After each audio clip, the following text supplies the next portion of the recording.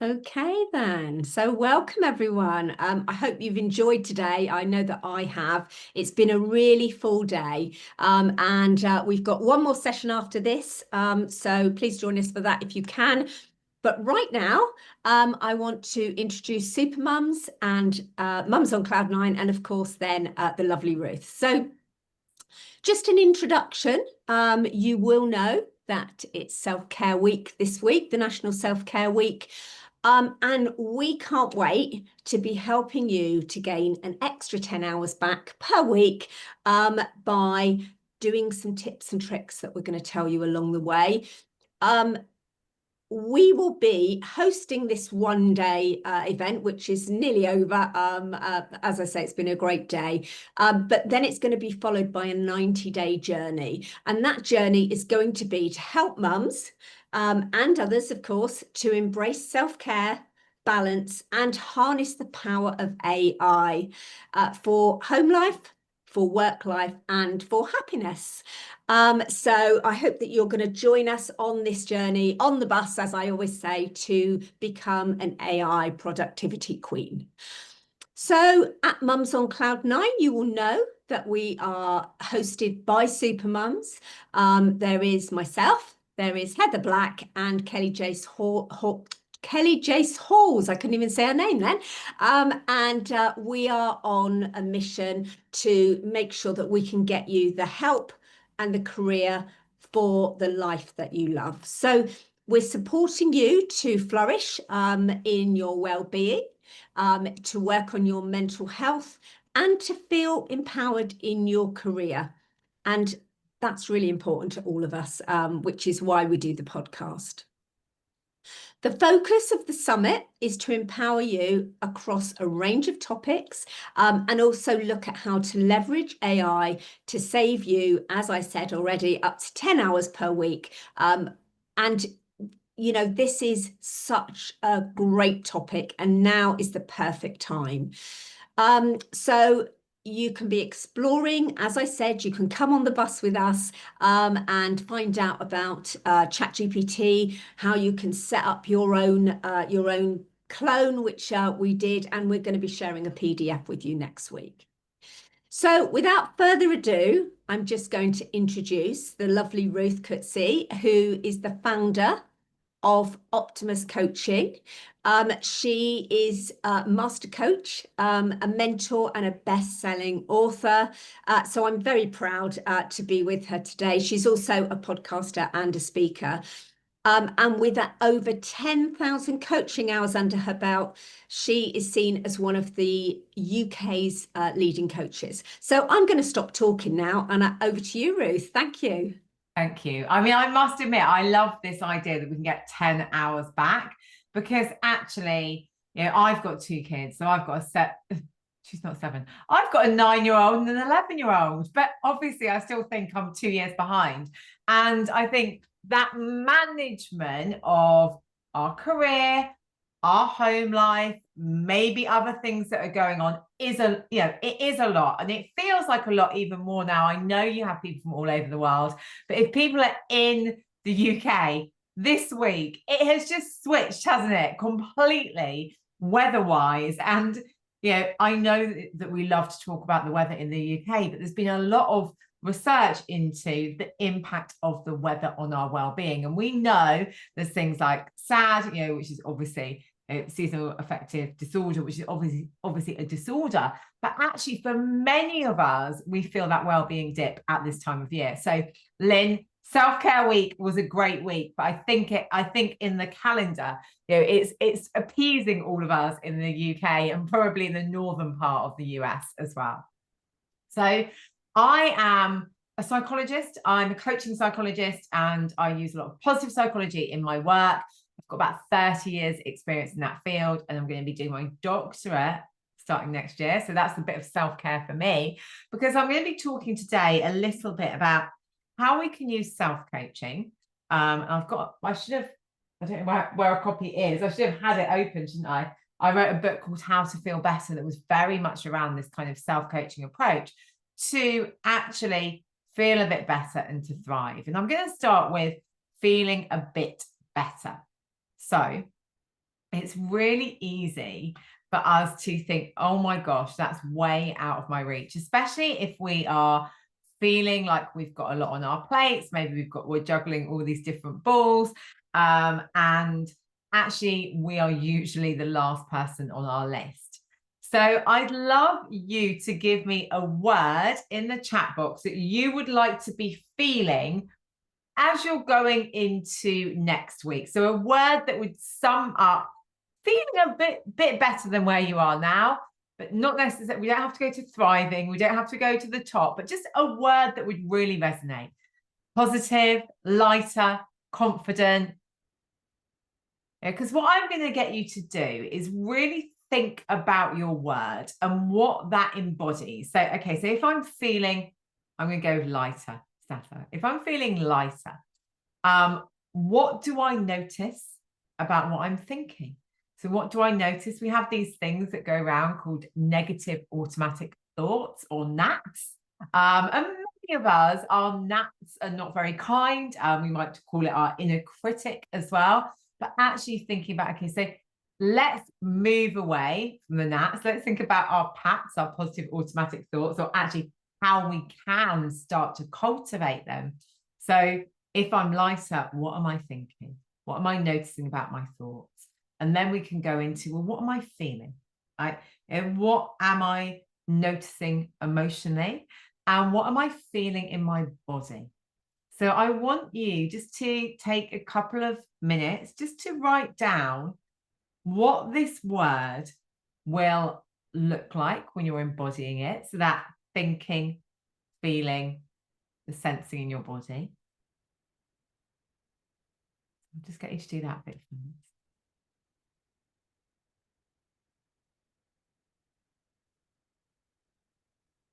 We're really connecting in with whatever that is for us. And then thinking about what it will mean to how you show up that week. So if you are able to be optimistic or positive or energized or content, how will that change the way that you approach next week?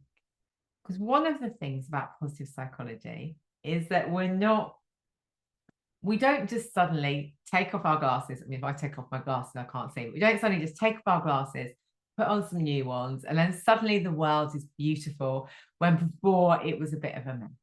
What we want to do, what we want to use in terms of positive psychology is thinking about those small things that we can do that can give us more agency, that can give us more autonomy, that can give us those moments so that the way that we interact with the world and the challenges is seeing what are the opportunities.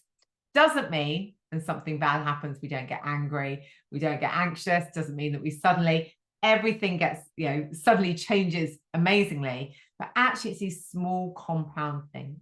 So just taking a moment to look at, those good things, to look at, okay, what do I want to, how do I want to start my week? What's that word? And then what's that going to look like? What we're doing as well there is we are value tagging to our reticular activating system what is important to us. And when we value tag, when we say this is important, our brain searches for it. So our brain is looking for things that are congruent with that, not for things that aren't. So effectively, we're saying to our brain, this is important. This is important to me. And our brain is very obedient, well, not always, but a bit obedient, and is wanting to follow it up. So that's one of my first really top tips. And it kind of links in to, so we've got our word, and then we're going through the week. And we know, we've talked about the word gratitude there. So gratitude is brilliant for our brain. Even writing one gratitude letter has been shown to reprogram our brain to actually change the neural activity. It's crazy. But we don't have to write a letter. But actually looking for the good things and appreciation, gratitude can really reduce stress. If we reduce stress, generally we feel better, we sleep better, we exercise better. Do you know what? We also connect with others better. I'm not sure if anyone has noticed this, that when we're super stressed and overwhelmed, we're more snappy, aren't we? We're like, well, what do you mean there's nothing for dinner? Sorry, is that just me? Yeah, we are more snappy. So actually, anything that we can do to reduce our levels of cortisol is helpful. Now, of course, our body's going to be like that all the time. But, it'd be nicer if it maybe wasn't so up and down, and maybe our baseline wasn't quite so high. So another top tip that I've got is if you're feeling like there's a lot on, just start to think about, well, what can I appreciate right now? What are the good things?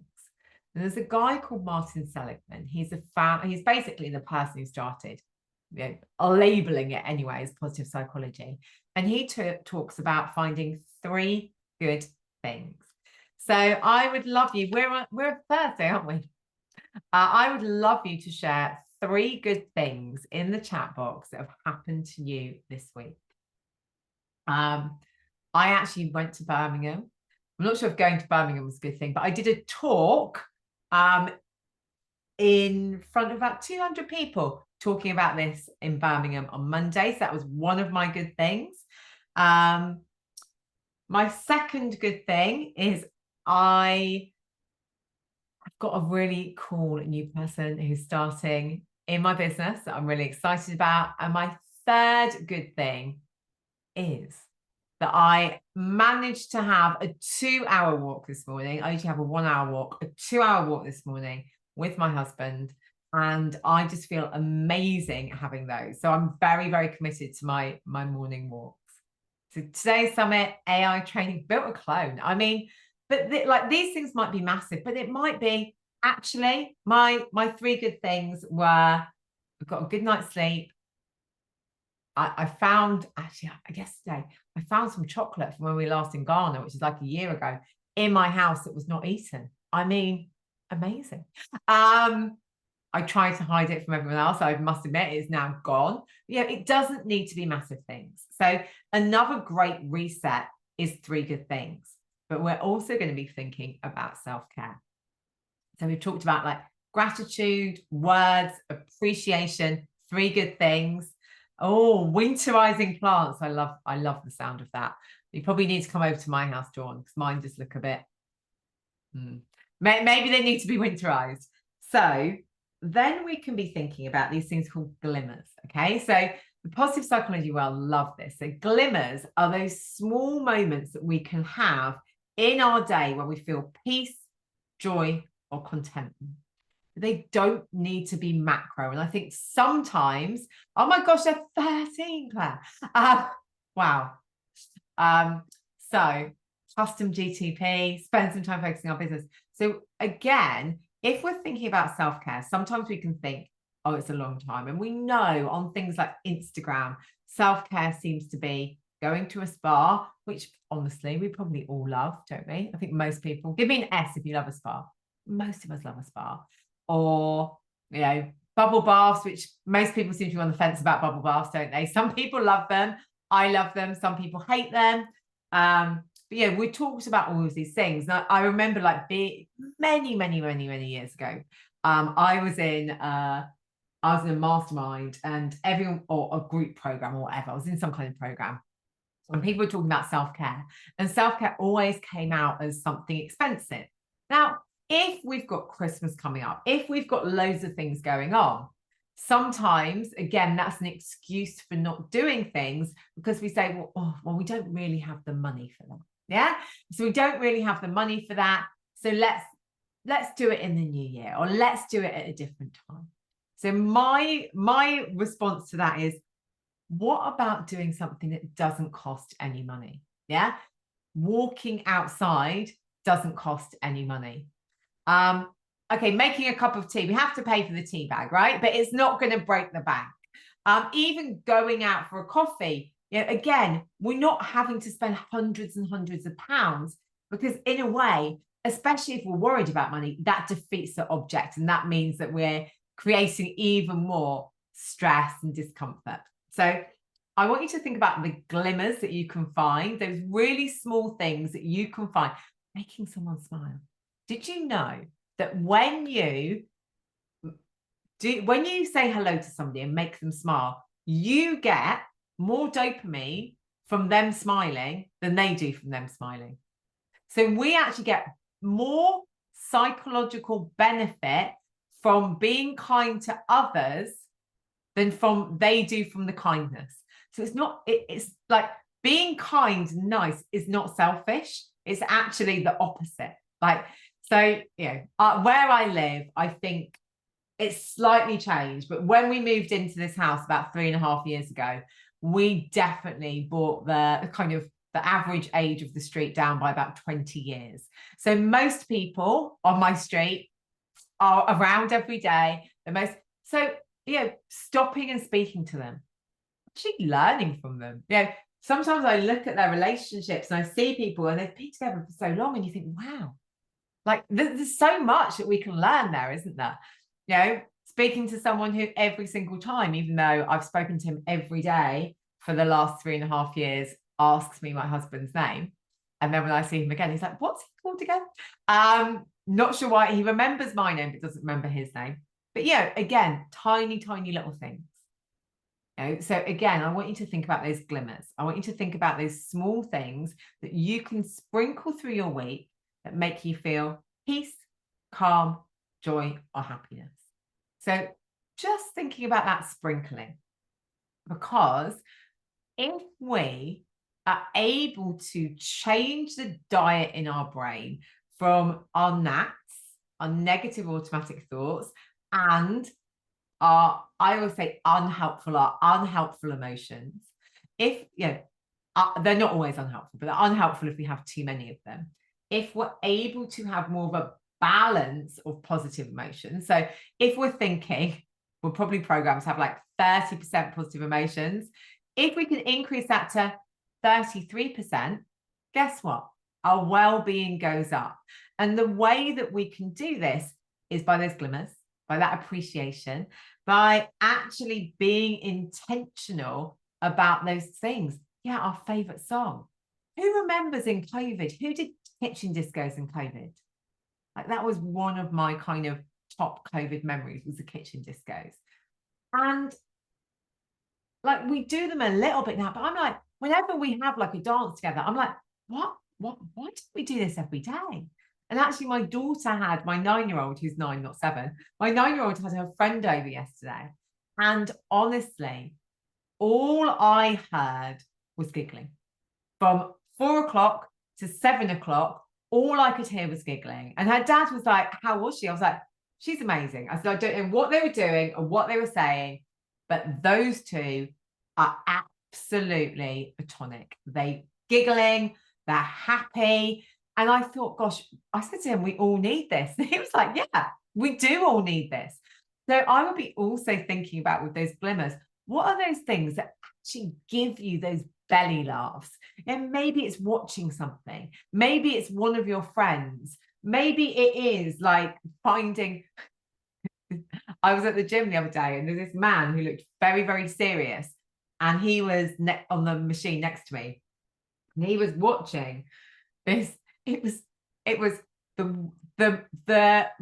most painful looking falls of the last week. So basically, it was a bit like You've Been Framed. He was watching a YouTube of people falling over. And this guy was on the running machine laughing away to himself. And I thought, I don't get great joy from seeing other people falling over. Obviously, I think everybody was okay who he saw. But he found his little thing, like his self-care, going to the gym and watching a video of people falling over whilst doing his workout. And I think it really sums up to me that the way that we decide to bring these little moments into our life is very personal. He liked watching people falling over. The University of Leeds Psychology Department, which is where I studied my first degree, they actually did some research into people watching animal videos. Give me a why if you ever watch animal videos on YouTube, TikTok, Instagram. Have we got any people? Oh, that was quick. That was, wow. Okay, this wow. If you watch an animal video, I think they looked at red pandas, Debbie. If you look at watching an animal video for at least 30 minutes, your levels of stress have reduced. your levels of dopamine and serotonin have increased. So, sometimes, again, I said, self-care is a spa. Self-care is watching cat videos with a cup of tea, and that's going to make us feel better. Oh my gosh, cats, obviously, if you've got one, cats, there's something about the frequency of the purring, which can be really good for our nervous system. So my cats, when they allow me to stroke them, their purring is really good for our nervous system. So there's lots of things there. And I wanted to just bring it a little bit more upbeat, a little bit away from the, yes, we're going to have a bubble bath. Yeah, of course we can. But to get you to think about your glimmers, your word, and also to get you to think about, actually, how can I bring this into my day? If I'm going to get 10 hours back a week, which Lyn and the team are going to get you to get back, how do I want my week to be different? If I am able to have my ideal working week, what does that look like? And I'm a massive fan of this, because one of the things that I say to my clients, and I do the whole time, is go, right, how was this week? What worked, what didn't? What would I like next week to look like? And I plan it, and I put the colors in, and I put the things in, and I start to ask myself as well, what are the things that maybe I don't do? I'm good at working out now. I'm not always good at going to the gym. Now, I would prefer to go to the gym because it's much nicer than my house. It's cleaner. It's got really nice Elemis hand wash. It's got fluffier towels. It's got people I can look at. It's nice. I like the gym, but I don't go. So then I think about, well, when do I go? Like, what are the things that I need? Meeting a friend there. Okay, I'm much more likely to go if I'm meeting a friend. Booking into a class, because if I don't turn up, they send me things. So again, I'm looking at my week thinking, well, with the time that I've got, and by the way, I work Thursdays, I work later because my kids are at football until about 3 minutes time, and then someone else is bringing them home. But usually I work to 4:15 on a Thursday, and I work from 10 o'clock every morning. So usually I work school hours, and my kids will be going to secondary school very soon. That will probably change, but that's what I do. So I understand all of these pressures.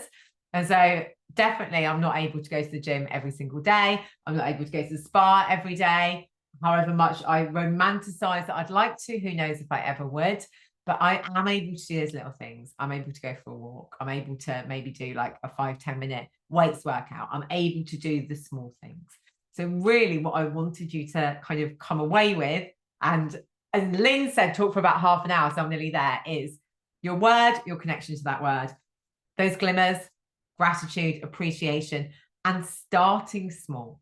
The more that we can shift our brain to focus on the positive, the more that we can build up those little things, the more we are going to actually thrive and feel better. And so it's not going to be overnight, but if you start doing it now and you continue doing it for 90 days, who knows where you're going to be.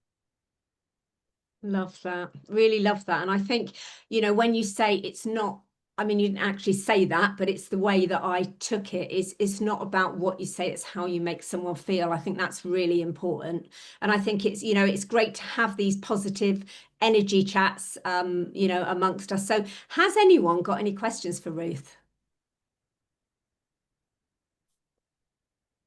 Yeah, lovely to see you as well. So that's nice. No questions. I mean, just go and do these little things. I'm not going to keep people for miles longer, because I want them to go and spend some time thinking, and actually, should I get that? Should I do a bit of a challenge? Has everyone got 5 minutes now they could do something for themselves? Give me a why if you've got 5 minutes. Okay. I want everyone to make a commitment here, what you're going to do for you in the next 5 minutes. So what you're going to do that is for you, not for anybody else. So it can't be any cleaning, can't be anything like that. It has to be for you. Make a coffee, I mean, honestly, play a game. Cool. Have What lunch, game are you going to play, Debbie? cup of tea and a chocolate muffin, meditate. Do you know, I might do meditate, take a shower, Disney solitaire. Ooh. And this is what I say, the tiny, tiny, tiny things, because that 5-minute thing, it's going to change. It's going to change how you feel. And we're able to, again, go into what can we control? What do we have autonomy over? What can we influence? And the more that we spend our time in what we can control and influence, the more we're going to be happier, thrive, within our context. I'm going round to Irene's house. Yeah, Irene, there's a few of us coming over. I hope you don't mind. We're on our way. Yes, great. It's great to see, everybody put in the things that are important to them. And I think, whoever we are, we all have something that is important to us. I mean, at the moment, and it's funny because when you said put 3 things in the chat, and I put about work-related things. Obviously, my passion at the moment is learning and implementing AI. And so I didn't think when you said the first 3 things, think about the family things. I just went straight for that. But it's funny, isn't it? Unless you stop and think, you just say what you're feeling at that time. Definitely. And right now, AI is a thing that's lighting you up. It's helping you, like it's your passion. You can see the impact of it. So it makes sense, Lyn. Yeah, definitely. And I'm sure, as I always say, everyone that's joining us on this journey, I think, for me, I did something last week that I did a little bit of training. And, it's light bulb moments. You're like, wow, didn't know it could do that. So it's, again, not everyone's excited as me, but I'm very excitable. If you want an excitable person to talk to AI about, definitely speak to Lyn. Yeah, definitely speak to me. Yeah, so thank you so much, Ruth. I mean, I'm sure that everyone has enjoyed the session. I'm sure that everyone is going to go away and spend their 5 minutes and do what makes them happy. So yeah, if you do nothing else, go and make someone else smile. That's going to work for you. Exactly. So thank you so much for having me, Lyn. I am sure I will be back. If anyone wants to find me or follow me, my name is Ruth Kudzi, Kudzi. I am the only one in the world. So yeah, you'll find me. Can I just, before we go, if I find you on LinkedIn, I'll pop that in the chat. Can you put your book in there? Because you did mention it, so it might be nice to have a link for that. Yeah, it's called How to Feel Better. Oh, just deleted it. By Ruth Kudzi. Do that. There we go. So that note, wherever you want to go. Some embarrassing PR as well. The problem when you're the only person called your name. I think if you want to feel having me, Lyn. There you go. There's your LinkedIn as well. Thank you so much. Thank you for having me, and enjoy your 5 minutes, everyone. Take care. Take care. Thanks for joining. Bye. Hopefully I'll see you on the next session. Bye.